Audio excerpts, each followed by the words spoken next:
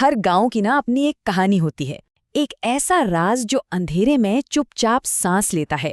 तो चलिए, आज हम आपको रामपुर गांव की उसी कहानी में ले चलते हैं जहां खड़ी है काली हवेली और उसकी काली परछाई की वो मशहूर किंवदंती। कहानी की शुरुआत होती है गांव के एक बुजुर्ग रामलाल की इसी चेतावनी से। लेकिन ये सिर्फ शब्द नहीं थे, बल्कि उस अनदेखे सच का एक इशारा थे, जिसे एक नौजवान पूरी तरह से नजरअंदाज करने वाला था। रामपुर के एकदम आखिर में खड़ी ये वीरान हवेली, जिसे सब काली हवेली कहते थे, सिर्फ एक पुरानी इमारत नहीं थी। नहीं, ये एक ऐसी जगह थी जिसके बारे में कहा जाता था कि जो भी इसके अंदर गया वो फिर कभी पहले जैसा लौटकर नहीं आया। जहां एक तरफ गांव वाले हवेली के नाम से भी कांपते थे, वहीं दूसरी तरफ शहर से आया एक नौजवान था, अर्जुन। वो इन सब बातों को अंधविश्वास कहकर हंस देता था। उसे लगता था कि ये सब डराने के लिए बनाई गई मनगढ़ंत कहानियां हैं, और उसने ठान लिया कि वो इस डर को चुनौती देकर रहे।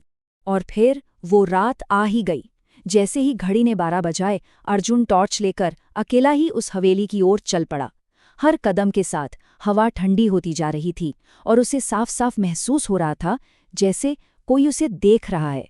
हवेली का वो बड़ा सा दरवाजा एक भयानक आवाज के साथ खुद ब खुद खुला, जैसे वो मानो उसी का इंतजार कर रहा हो, उसे अंदर बुला रहा हो। इस एक आवाज ने अर्जुन के अंदर एक सिहरन दौड़ा दी। अंदर घना अंधेरा था। दीवारों पर कई पुरानी तस्वीरें लगी थीं, और उन तस्वीरों में बने लोगों की आंखें ऐसी लग रही थीं जैसे वो जिंदा हों और अर्जुन के हर कदम को घूर रही हों। अर्जुन ने खुद को समझाया, ये बस मेरा वहम है।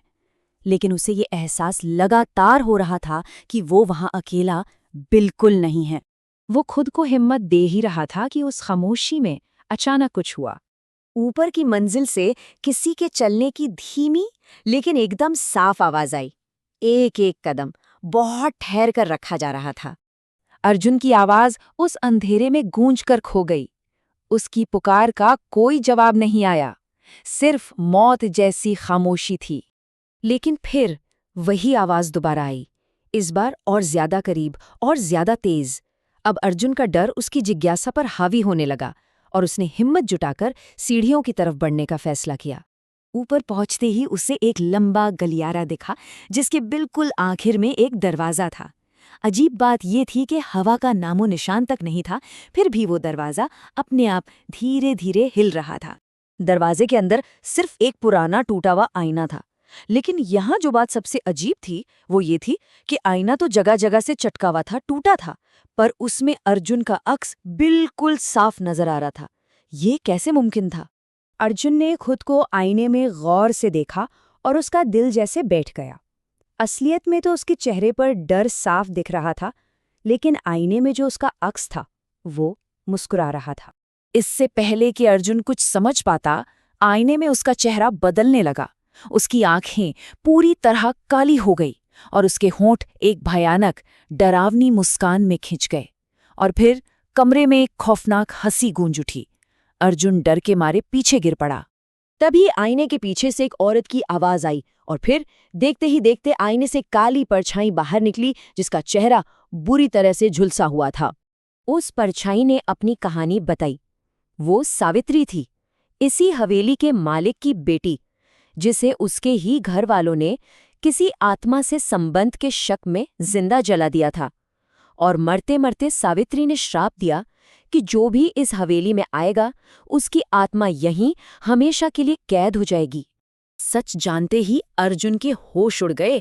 वो भागने के लिए दरवाजे की तरफ दौड़ा, लेकिन दरवाजा वहां था ही नहीं। चारों तरफ बस अंतहीन अंधेरा था।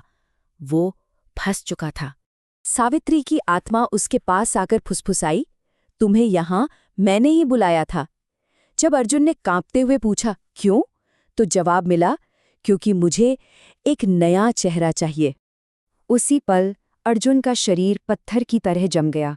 उसकी त्वचा काली पड़ने लगी और आईने में उसका अक्स धीरे धीरे सावित्री में बदल रहा था।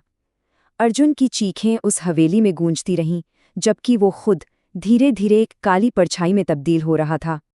अगली सुबह जब गांव वाले हवेली के पास से गुजरे तो उन्होंने खिड़की में किसी को खड़ा देखा। वो अर्जुन था, और वो मुस्कुरा रहा था। लेकिन उस मुस्कान के ऊपर जो आंखें थीं वो पूरी तरह काली हो चुकी थीं। दूर से ये मंजर देखकर रामलाल ने बस इतना ही कहा, एक और आत्मा इस हवेली में कैद हो गई। और इस तरह काली हवेली की ये किंवदंती आज भी जिंदा है। कहते हैं कि आज भी अगर कोई उस हवेली के पास से गुजरे तो खिड़की में एक नौजवान उसे अंदर आने का इशारा करता हुआ दिखता है।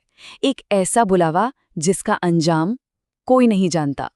तो सोचने वाली बात यह है कि अगर किसी ने वो इशारा देख लिया तो क्या उसकी कहानी वहीं खत्म हो जाएगी, या शायद एक नई और भी खौफनाक कहानी की बस शुरुआत होगी।